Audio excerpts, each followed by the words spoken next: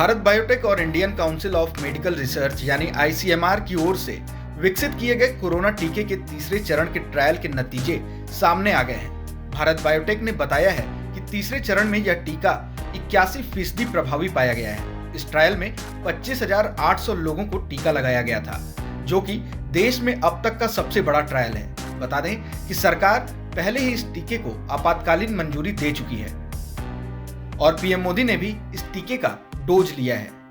तीसरे चरण के ट्रायल का डेटा आने से पहले वैक्सीन को मंजूरी दिए जाने की वजह से विपक्षी पार्टियों और कई विशेषज्ञों ने सवाल उठाए थे। इसी वजह से कई लोग इस वैक्सीन को लगवाने से कतराते थे। पीएम नरेंद्र मोदी ने टीकाकरण के दूसरे चरण में यह टीका लगवाकर संदेश दिया था कि टीका पूरी तरह सुरक्षित है।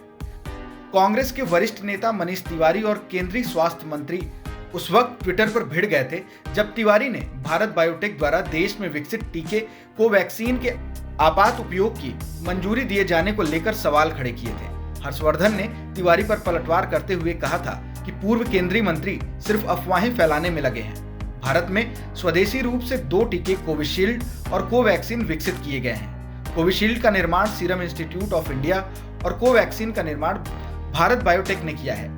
देश में कोरोना वायरस के खिलाफ टीकाकरण अभियान आरंभ होने की पृष्ठभूमि में तिवारी ने टीकों के इस्तेमाल की मंजूरी की प्रक्रिया पर सवाल खड़े करते हुए दावा किया था कि टीकों के आपात उपयोग की स्वीकृति देने के लिए कोई नीतिगत ढांचा नहीं है।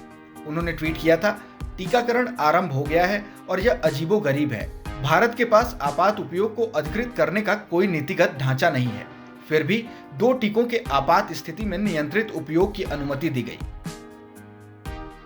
पूर्व केंद्रीय मंत्री ने कहा था, कोवैक्सीन की अलग ही कहानी है, इसे उचित प्रक्रिया के बिना अनुमति दी गई। इस पर स्वास्थ्य मंत्री हर्षवर्धन ने ट्वीट किया था, मनीष तिवारी और कांग्रेस को सिर्फ अफवाहें फैलाने की पड़ी है। अपनी आंखें खोलिए और जाने माने चिकित्सक और सरकारी अधिकारी टीका लगवा रहे हैं। फिलहाल इस वीडियो में इतना ही। अगर कोई सवाल और सुझाव है तो हमें कमेंट बॉक्स में जरूर बताएं।